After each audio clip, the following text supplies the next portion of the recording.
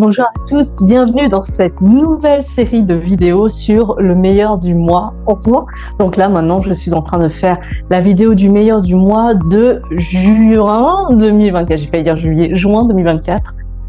Ah là là, ça a été un sacré mois pour moi, hein. C'est le cas de le dire. Si vous avez un peu suivi mes affaires, ça fait 2 mois que je suis un peu sortie de la rat race, en fait, du métro, boulot, dodo.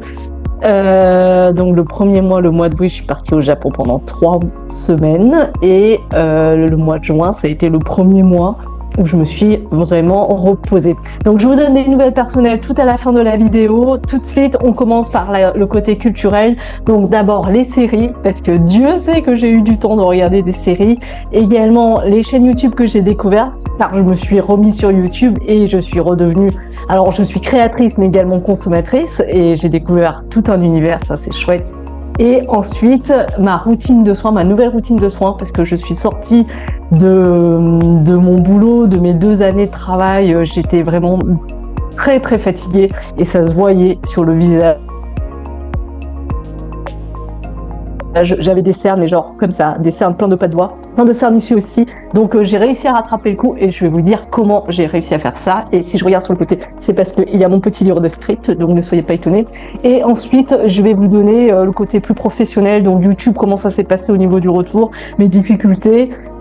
Ensuite, au niveau du business en ligne, comment ça s'est passé également. Je vais également vous parler de ma première conférence physique que j'ai donnée à la Fédération bancaire française, où là j'étais hyper contente, j'ai eu un vrai déclic personnel et professionnel, donc je vous en parle à la fin. Et tout à la fin, je vous parle de mon retour, en fait, professionnellement, ce qui se passe de mon côté, mes difficultés, ce que je suis en train de chercher. Donc voilà, c'est parti pour cette vidéo, on y va, on part tout de suite des séries. Alors, moi je vous avertis, vous me connaissez peut-être pas assez, mais j'adore les séries. Alors, à un moment, j'adorais les films, mais maintenant je suis vraiment passée côté séries et films, mais comme j'ai un abonnement Canal+, je regarde également les films dessus, donc je dois avouer que je n'ai plus d'abonnement cinéma, désolée. Sur les séries télé que j'ai découvertes, moi ce que j'aime principalement, ce sont les séries policières. Et plus c'est long, plus c'est bon.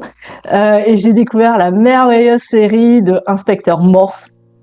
Ça se passe au UK.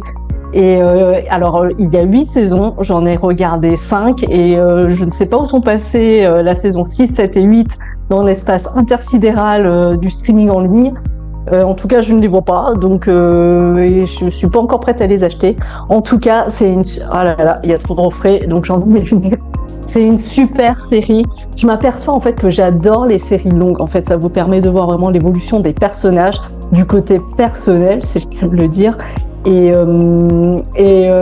l'inspecteur principal, Morse, est juste incroyable. En fait, moi, je l'aime vraiment beaucoup. Je trouve que son acteur a vraiment un jeu très subtil. Ça se passe en Angleterre, donc évidemment, j'adore ce pays.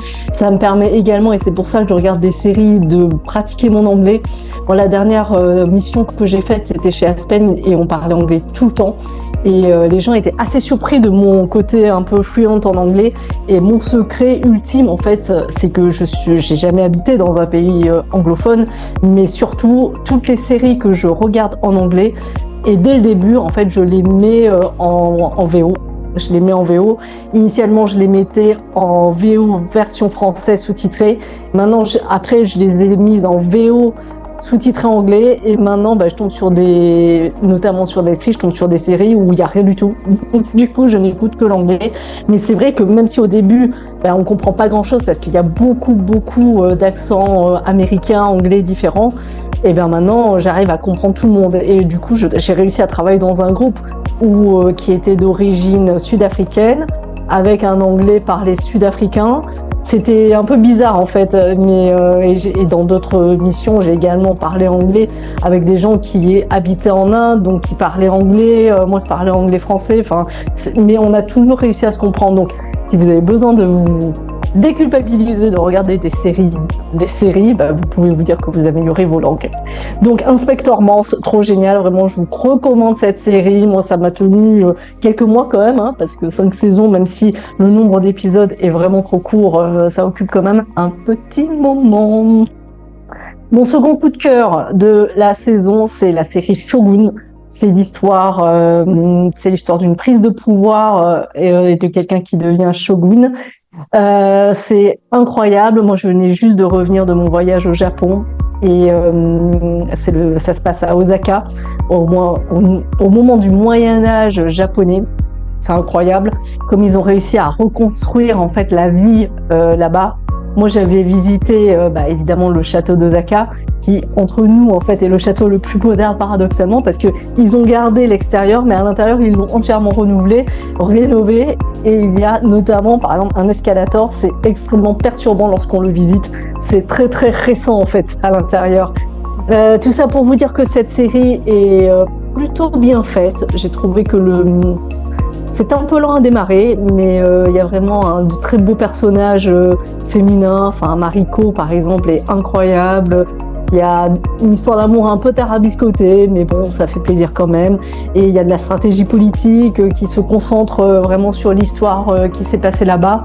Donc c'est très intéressant, ça permet de voir vraiment le Japon tel qu'il était auparavant. Je vous recommande cette série, elle a eu de bons échos et je comprends pourquoi. Troisième coup de cœur, c'est la série. Alors j'ai gobé les 2 saisons. Quand HBO, donc à travers la plateforme Max, est arrivé sur l'abonnement Canal+, et j'ai tout regardé d'un coup parce que ça faisait très longtemps que je voulais le voir et que je me retenais. Donc j'ai regardé la série And Just Like That, qui est la suite de la série Sex and the City. Donc je dois avouer que j'avais commencé, je pense, les 4 premiers épisodes lorsqu'ils étaient sortis il y a quelques années. J'avais trouvé ça un peu bizarre. Ça fait bizarre de retrouver les personnes en fait qui ont vieilli. Et notamment, il manque le personnage de Samantha. Donc c'est vrai que c'est un peu dur à encaisser.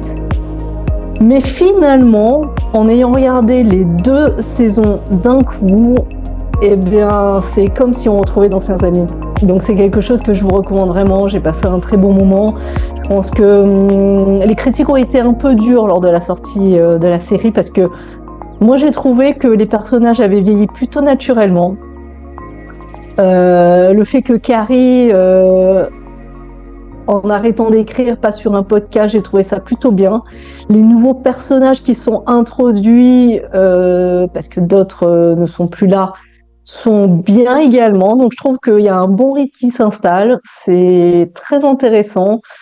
Les problématiques sont toujours les mêmes, mais parce que les personnages ont grandi, donc ça devient également mes problématiques. Donc je me reconnais à travers les personnages. Donc autant Carrie, il y a une décennie, elle cherchait son premier amour, enfin elle cherchait à s'installer, et c'était mon cas.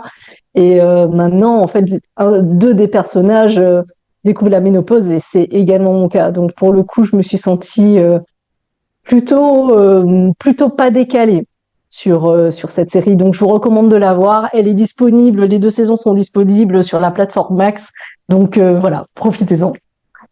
Ensuite, j'ai découvert une série un peu, alors pour une fois, elle était proposée sur mon feed, et en principe, j'écoute jamais ça. Mais pour une fois, je l'ai écoutée parce que je me suis dit, tiens, c'était une série alors qui répondait à tout mon cahier des charges, policière, qui se passait dans un pays plutôt nordique, parce que j'aime bien les pays nordiques, c'est toujours très glauque. C'est toujours très glauque, les policières et leurs meurtres. Et c'était suffisamment intriguant. Il parlait d'intelligence artificielle, donc je me suis dit pourquoi pas, je l'ai regardé. Et je n'ai pas encore fini, mais j'en suis au bon 3/4. Et ça correspondait, alors déjà c'est une série très intéressante, ça correspondait pas à ce à quoi je m'attendais, mais j'ai été très agréablement surprise.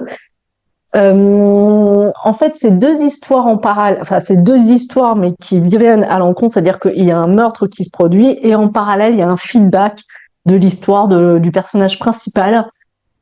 Et c'est une histoire d'amour, et j'ai été vraiment très touchée parce que les 2 histoires s'entremêlent, et on voit, ce qui m'a touchée, c'est de voir à quel point, alors en essayant de spoiler le moins possible, alors que 2 personnes s'aiment profondément, on peut passer à côté l'un de l'autre. Et je trouve que c'est très bien filmé parce qu'il y a des moments où je me disais, waouh, mais qu'est-ce qu'elle fait? Et, euh, et comme on avance à débours, on sait ce qui se passe après cette scène-là. Et c'est d'autant plus terrible. J'ai été étonnée que cette série ne soit pas plus poussée, en fait, qu'il n'y ait eu aucune publicité, qu'elle soit pas arrivée jusqu'à moi, à part la proposition de Canal+. Mais en tout cas, bien joué. J'avoue que c'est une super série que je vous recommande. Vous verrez de magnifiques paysages de l'Islande. Alors, pas autant que d'autres séries que j'ai vues, mais c'est une bonne série, je trouve, qui parle des rapports humains, du futur, du capitalisme, du danger d'avoir d'un mania capitaliste, de ce qu'il peut faire, qui peut influencer le futur. Donc vraiment, je vous recommande cette série. D'ailleurs, by the way, vous l'avez peut-être vu, mais je mets toutes les références dans le lien de description, comme ça vous pourrez absolument tout voir. Alors, de manière consciente, je ne vous mets pas les plateformes parce qu'elles changent tout le temps. Donc, je veux pas que cette vidéo soit obsolète d'ici 2 mois déjà, mais je vous parlerai plus tard de comment moi j'ai fait pour toutes les voir. Donc voilà. Après, je vais défoncer. Donc mes 2 dernières recommandations sur les séries, je vais défoncer la porte, mais je ne peux pas ne pas en parler. Donc House of Dragon, AOP. Nous en sommes à l'épisode 3. Comme d'habitude sur les séries House of Dragon et Game of Thrones, il faut bien avouer que pendant qu'on regarde, moi je me suis toujours un tout petit peu ennuyée. On est toujours en attente de quelque chose. Enfin moi je suis toujours en attente de quelque chose. C'est-à-dire que j'attends soit que quelqu'un se fasse tuer, soit qu'une bataille, donc cette fois une bataille de dragons, et ça met du temps à arriver. Ceci dit, ça ne m'empêche pas quand même d'attendre chaque épisode avec impatience tous les lundis soirs. C'est la seule série que je regarde religieusement chaque épisode, à chaque semaine. Et derrière, je suis tellement accro que j'ai même regardé sur YouTube, je vous mettrai également le lien, sur les chaînes en fait qui font des analyses des épisodes qui viennent juste de se passer. Parce que ça me permet d'être sûr de rien avoir loupé, parce que je sais que ça peut être, comment dire ça, rater un détail sur une série Game of Thrones ou House of Dragon, ça peut être fatal pour la compréhension finale. Donc je prends plutôt plaisir à la regarder. Moi, je pense que ce que j'aime, en fait, c'est d'être dans le...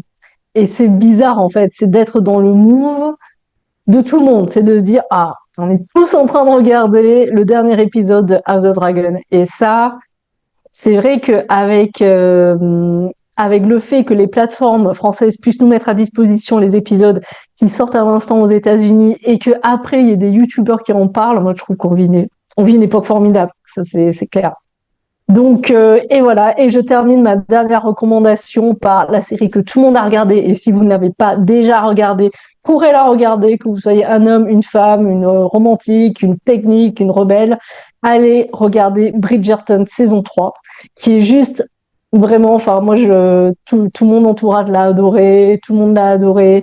C'est si vous ne l'avez pas déjà vu, ne restez pas sur le côté un peu gnangnan qu'on pourrait croire. C'est une série que je trouve profondément féministe. Il y a beaucoup de réflexions sur la place de la femme dans la société, la place de l'homme, comment trouver sa place. À travers cette saison 3, il y a vraiment comment trouver sa place à travers l'écriture et quel choix fait-on entre l'homme que l'on aime et ce qui nous a permis de nous définir. Et ça a beau être placé dans une époque ancienne, dans un autre pays, ce sont des thèmes qui sont profondément actuels. Et vraiment, je vous recommande de le regarder. En plus, c'est quelque chose qui est très beau à regarder visuellement, c'est fabuleux. La musique est fantastique, donc vraiment embellissez-vous votre vie et regardez cette série, elle est vraiment incroyable. Si vous pouvez regarder là, évidemment, dans l'ordre chronologique, si vous n'avez pas vu les saisons 1 ni les saisons 2, parce qu'on voit les personnages grandir, donc c'est plutôt mieux de les voir dans le bon ordre. Donc voilà, moi personnellement, je n'ai pas lu les films, pardon, je suis bizarre, je n'ai pas lu les romans, mais bon, peut-être qu'un jour ça viendra. C'est vrai qu'en ce moment, j'ai plutôt tendance à consommer des images que des livres. Donc voilà. C'est fini pour la série, pour tout ce qui est partie série. Je vais vous parler maintenant de YouTube en tant que consommatrice. Donc moi, il y a vraiment deux créatrices que je suis de manière assidue et dont je suis absolument fan. La première, c'est Vanessa Lowe, qui a été encore plus connue depuis qu'elle a... En fait, c'est Vanessa Lowe, pour vous donner un peu un background. C'est une youtubeuse génération Z, un peu énervante, qui a suivi le trajet des successful, des licornes chaîne YouTube, c'est-à-dire que elle voulait depuis très jeune être youtubeuse beauté, et puis un jour elle a quitté son travail chez L'Oréal, elle a pris un job chez Starbucks et elle a commencé à faire des vidéos. Et plusieurs années plus tard, je vous la fais très très rapide, mais après avoir changé de chaîne de niche, compagnie, d'avoir upgradé, en fait, elle est devenue multimilliardaire grâce à YouTube, sur un schéma plutôt entre guillemets, comment dire ça sans être un schéma plutôt normal, en fait, d'une personne qui crée une audience sur YouTube et qui ensuite vend des cours, du coaching, des masterminds. Donc avec tout ça, elle a eu la vie qu'elle a rêvée. Et ce qui s'est passé, c'est que du jour au lendemain, mais vraiment, elle a quitté YouTube. C'est-à-dire elle a fait sa dernière vidéo, c'était quelles sont les tendances de l'année 2023. On devait être en janvier 2023. Et après, il n'y a plus eu du tout de vidéo. On n'a pas su qu'elle avait disparu de la terre entière. On ne savait pas où elle était, rien du tout sur les réseaux sociaux. Moi, je ne la connaissais pas encore à l'époque. Je l'ai connue lorsqu'elle est revenue un an plus tard et qu'elle a fait une vidéo qui s'appelle Ike White. Donc, je vous mets le lien en dessous. C'est comme ça que je l'ai connue. Et paradoxalement, alors déjà, moi, j'ai pas regardé cette vidéo. Moi, j'ai regardé plutôt les vidéos où, du coup, elle débriefait de sa chaîne YouTube, de dire comment ça réussissait, comment elle était contente. Et ça m'a permis également de m'inspirer parce que j'aime bien son énergie. Elle est asiatique, c'est bête, mais ça permet de s'identifier. Donc voilà, j'ai plutôt suivi pour ça. Quand on la regarde, en fait, ce qui la rend plus humaine, c'est qu'on sait ce qui se passe. C'est-à-dire que lorsqu'elle fait ses vidéos où elle donne des conseils, où elle est hyper contente, on sait en fait qu'elle va se prendre un burn-out genre 2 mois plus tard. Donc c'est vrai que ça permet aussi de relativiser ce qu'elle dit, même si évidemment elle en est arrivée au résultat qu'on connaît et ça n'enlève en rien à sa réussite. Et même maintenant, elle fait encore des vidéos virales, hein, à plusieurs millions de vues. Donc je pense que c'est quelqu'un en tout cas que je regarde un peu systématiquement. Malheureusement pour moi, elle est plutôt sur un mode plus cool, donc elle sort beaucoup moins de vidéos, mais j'aime beaucoup la regarder. J'aime la manière dont elle édite ses vidéos, dont elle parle, l'énergie qu'elle dégage. En ce moment, je trouve qu'elle est un peu moins surexcitée, on dira. Mais voilà, donc ça c'est la première personne que je suis, et la seconde chaîne que je suis et que j'ai découvert très très récemment, c'est alors je lis The Life of Risa, qui est incroyablement beau en fait. Quand je suis tombée sur sa chaîne, la première vidéo qui m'avait été proposée, c'est comment How Journaling Can Change Your Life, c'est-à-dire comment tenir un journal écrit peut changer votre vie. Et ça, c'est quelque chose qui me parle parce que j'adore écrire à la main avec un petit stylo. Donc j'ai regardé ça, et quand je suis tombée sur sa première vidéo qui était non plus, enfin le titre m'avait pas interpellé plus que ça. En fait, j'ai été sidérée par la beauté de la vidéo. Vraiment, enfin c'était d'une qualité cinématographique, et en fait en prenant du recul, effectivement, c'était d'une qualité cinématographique. C'est-à-dire ça m'a rassurée parce que je me suis dit ouf. Enfin, oui, moi je fais pas ça, mais en fait c'est normal, quoi. Tout va bien. J'ai même vu des gens qui essayaient de copier son style, et c'est pas la même chose en fait. On croit que lorsqu'on voit ces vidéos, c'est simple, que tout est fluide. En fait, je pense qu'il y a un travail de fou derrière, plus vraiment sa maison qui est vraiment très belle. Et ça, c'est vrai que ça fait partie de mes valeurs, la beauté des choses, même si elles sont simples, mais c'est vrai que c'est une très belle vidéo. Et pendant que je scrollais sur sa chaîne, en fait, elle est tombée amoureuse d'un autre YouTuber. C'est une très belle histoire, je trouve, en fait. C'est une histoire génération Z. C'est-à-dire que elle était représentante d'une marque qui s'appelle Sound Epic, qui vend en fait des sons pour faire des vidéos. Lui-même, c'était le cas, sauf que elle habitait je sais pas trop où, et l'autre, il habitait à New York. Et ils se sont rassemblés lors d'un rassemblement des influenceurs de cette marque. Ils se sont rencontrés comme ça. Et après, bah, 1 an plus tard, ils se sont revus et ils ont chacun déménagé pour s'installer ensemble. Et c'est plutôt beau parce que comme ce sont des youtubeurs et que c'est un couple de youtubeurs, du coup, ils ont vraiment enregistré leur histoire d'amour. Et moi, je trouve ça incroyable, en fait. C'est vraiment beau. C'est vraiment chouette. Donc voilà, j'aime bien regarder sa chaîne YouTube. Donc, je vous la recommande également. Je vous mettrai son lien en dessous. Voilà. Côté routine soins, on passe vraiment sur le côté important. Alors d'abord, quel âge me donnez-vous? Je crois que j'en ai jamais parlé dans j'en profite pour me toucher les cheveux. Dans mes vidéos YouTube, donc quel âge me donnez-vous? Mettez ça dans les commentaires pour qu'on rigole un peu. Et je vous dis tout de suite l'âge que j'ai 45 ans. Ce qui enfin, je sais que je parais beaucoup plus jeune. Au travail, ça joue contre moi d'ailleurs parce que tout le monde croit que je suis la stagiaire. En plus, je suis petite, donc voilà. Mais ce qui se passe, c'est que mes dernières années, j'ai énormément travaillé. En fait, le matin, par exemple, je partais à 6h15 le matin, je me réveillais et j'allais directement dans la voiture avec mon petit déjeuner. Je petit déjeuner dans la voiture en conduisant parce qu'il y avait tellement d'embouteillages à Paris que je voulais les éviter. Et comme j'étais à l'arrêt, de toute façon, on pouvait manger dans la voiture. Mais tout ça pour dire que, alors que la routine soins était hyper importante pour moi, pendant 2 ans, je l'ai pas du tout pratiquée.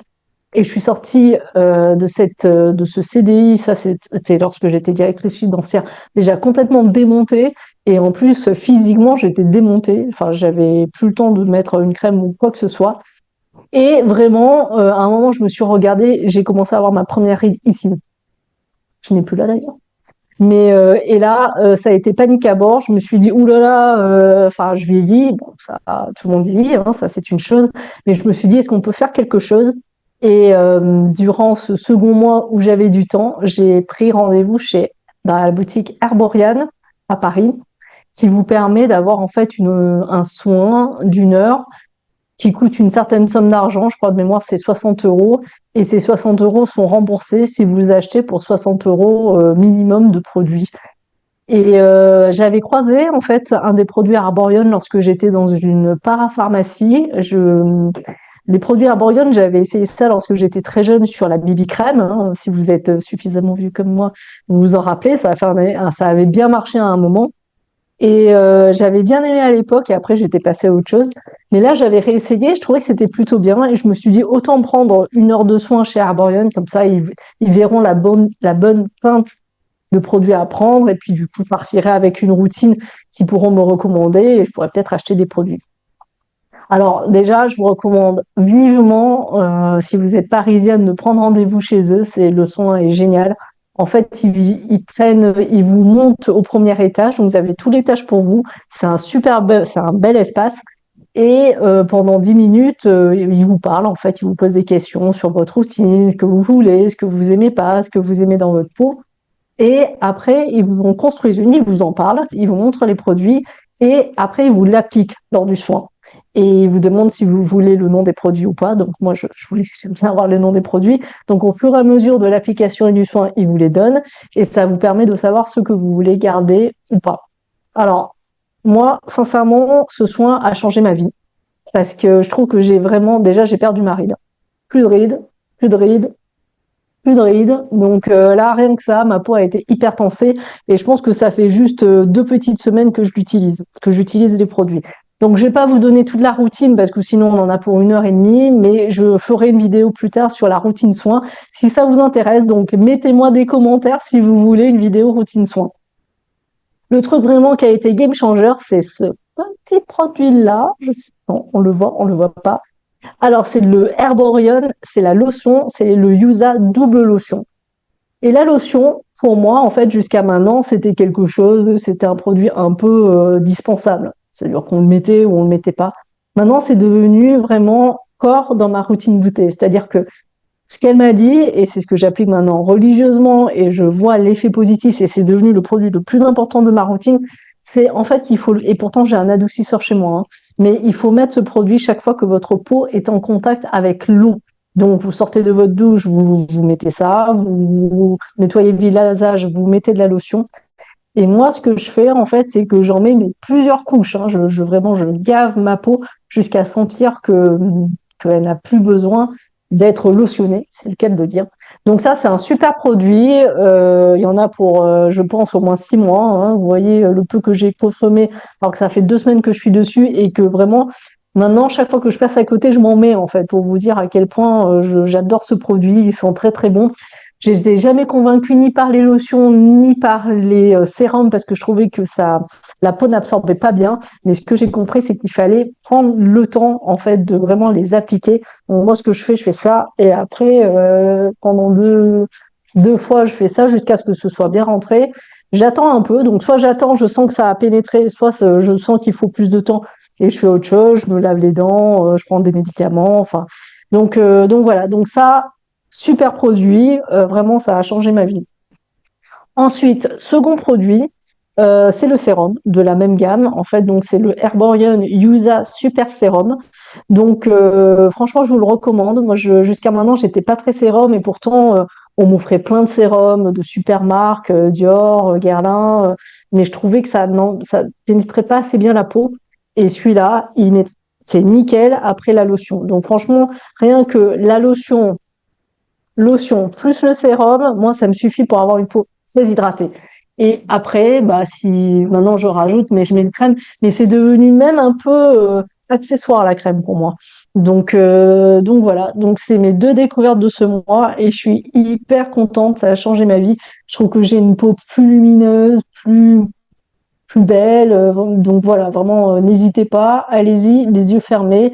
Et d'ailleurs, j'ai découvert que la gamme Herborian, ça fait partie du groupe L'Occitane.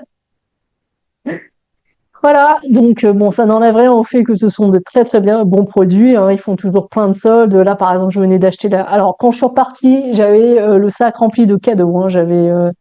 Mais ils font souvent des soldes. Là, par exemple, ça, c'est à moins 40%. Donc, je regrette pas parce que je l'ai acheté au prix plein, mais bon, j'ai eu des réductions sur d'autres produits. J'ai eu plein de cadeaux, donc c'est OK. Et puis bon, il faut aussi rembourser l'heure de soins que j'ai eu, donc c'est pas grave. Voilà, voilà. Au niveau des soins, qu'est-ce que je pourrais vous dire d'autre? Ah oui, les déplacements. Donc, ce mois, alors là, on passe sur la partie un peu plus personnelle. Donc, si ça ne vous intéresse pas, vous pouvez décrocher. Ceux que ça intéresse, vous pouvez rester. Donc, du point de vue géographique, qu'est-ce que j'ai fait ces 2 derniers mois après avoir arrêté de travailler? Donc, je suis partie au Japon. Après, je suis arrivée pendant une semaine, voire une semaine et demie. J'ai été dans mon canapé et je n'ai plus bougé du tout. Parce que, en fait, j'avais pas eu le temps de faire ni le deuil de mon CDI en tant que directrice financière, ni le deuil de ma mission de 3 semaines chez Aspen, où j'ai bûché comme une demeurée, mais où je me suis arrêtée le vendredi et le lundi, j'étais dans un avion pour le Japon. Donc, j'ai pas eu le temps, en fait, de déposer vraiment la fatigue, la tristesse de la séparation, quand même, parce que on se sépare de personnes au-delà du fait d'arrêter un travail, on quitte tout un environnement, tout un écosystème. Et vraiment, mon poste de DAF, il y avait vraiment des personnes que j'adorais, notamment le fonds d'investissement, paradoxalement, mais vraiment, c'était des personnes super et qui me manquent, même maintenant. Je peux dire ça parce que je sais que Tristan ne fera jamais cette vidéo, mais il me manque, enfin, il me manque vraiment. Mais bon, c'est comme ça, on peut pas, dans la vie, c'est un tout, on peut pas garder, enfin, on peut pas tout garder, même si je le garde lui parce qu'on est toujours en contact. Mais voilà, c'était une époque particulière, un moment particulier de ma vie, et même si je pense que c'était la bonne chose d'être repartie, c'est vrai que ça me coûte, et ça m'a coûté.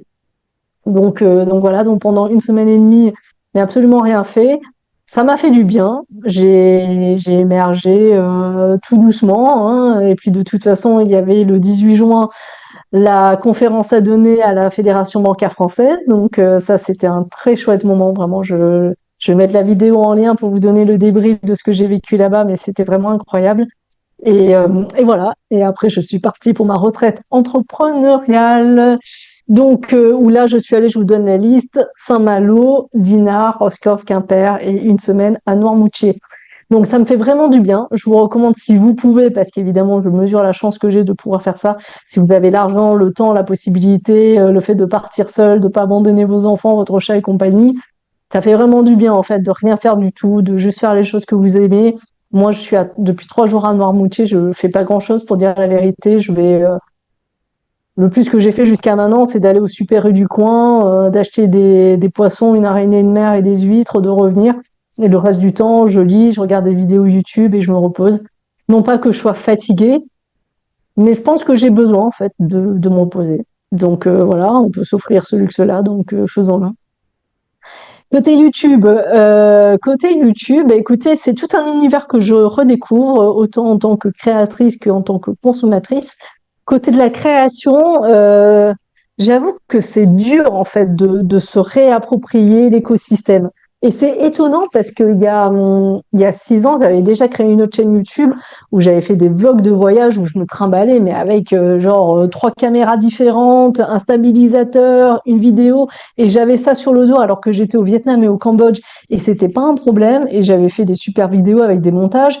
Et là, franchement, j'ai plus de mal, quoi. Je sens que là, par exemple, pour Noirmoutier, j'ai oublié la moitié des choses en fait. Donc il me manque des choses pour le faire correctement, notamment mon maquillage, mais c'est pas grave. Mais du coup, oui, c'est ouais, faut relancer la machine. Là. On sent que c'est pas encore, j'ai pas encore tout. Mais bon, c'est comme ça, on s'améliore. Je pense que YouTube, je commence à force de voir d'autres vidéos qui me plaisent, en fait, je regarde ce qu'ils font, je commence à trouver en fait le truc que je veux faire.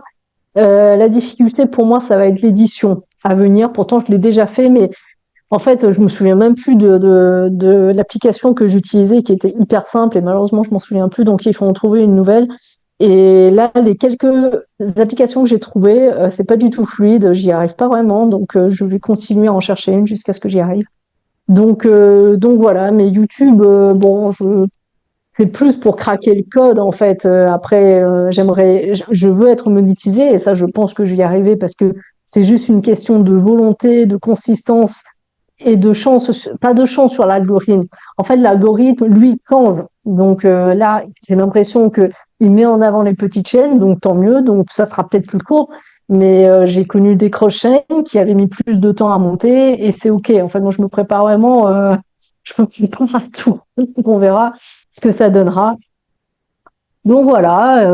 Donc grosso modo, mes leçons de ce mois de juin, c'est qu'il est très important de ralentir. Je pense que je ne l'ai pas assez fait souvent durant les 3 dernières années et ça explique pourquoi maintenant je me retrouve dans cet état. C'est que j'ai vraiment besoin de récupérer, de re-respirer en fait, de ressentir ce que j'aime pas. Et ça, malheureusement, il aurait fallu le faire avant.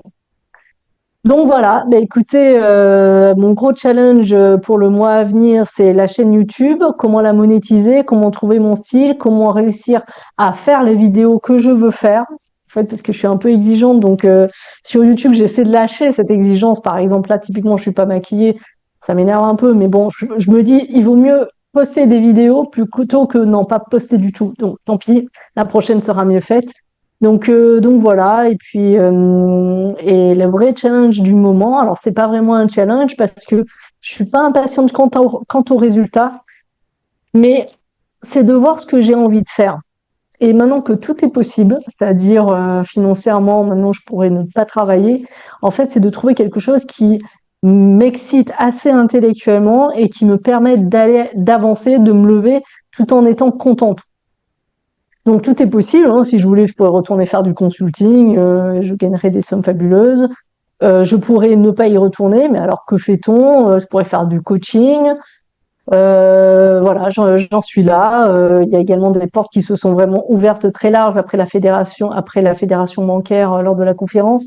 Donc il y a plein de choses qui sont possibles. À voir. Voilà. Donc écoutez, je vous en dis plus le mois prochain sur la prochaine vidéo du mois de juillet, cette fois, où je pense que je serai maquillée. Donc voilà, bah écoutez, j'espère que vous allez bien. N'hésitez pas à me dire en commentaire comment s'est passé le mois de juillet pour vous. Et je vous dis à très vite dans la prochaine vidéo YouTube. Ciao, ciao!